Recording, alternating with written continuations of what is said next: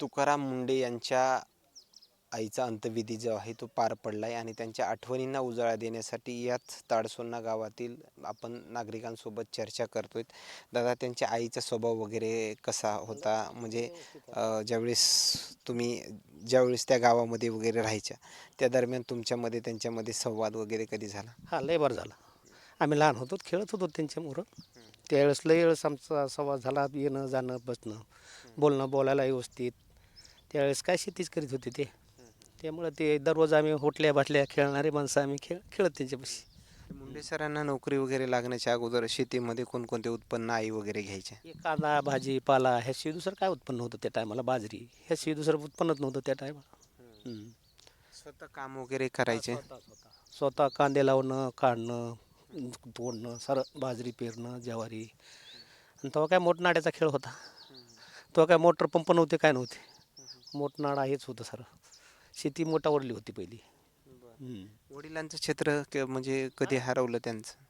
त्यांचं 10 एक वर्ष झालं असेल. 10 वर्षाच्या पुढं झालं असेल, पण 10 वर्ष तर आहेच. हं.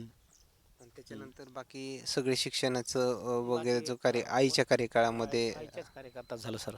त्यांच्या वडिलाच्या झालं अर्ध, मग तो मोठ्या बंधूचं. पण बारक्या बंधूचं आईच्या काळातच झालं म्हणायचं सर. हं, हं. इकडले ग्रामस्थांसोबत त्यांचा संवाद वगैरे हां, हां. एकंदरीत तुमच्यासोबत कसा कसा व्हायचा? नाही, नाही, काय दुसरं काय बोलायचे बोलायचं? नेमकं हे आई? शाळेत असताना काय बोलायचं दुसरं? काय चाललंय, काय नाही एवढंच. दुसरं काय?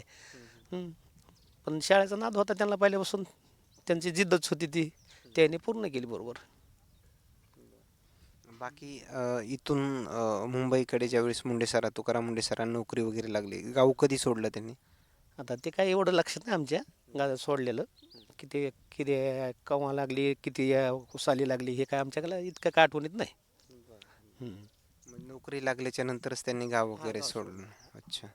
बाकी त्यानंतर अधूनमधून कधी हां, येत होते. दिवाळीचा सण वगैरे वर्षाला किंवा वर्षाला गुढीपाडवा असं यायचे गावाकडं? वर्षालाच यायचे वर्षालाच.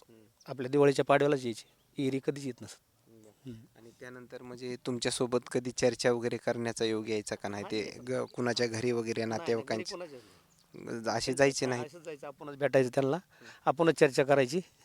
बस त्याने हसायचं, थोडंसं सांगायचं काय चाललंय काय नाही म्हणून, बस एवढंच.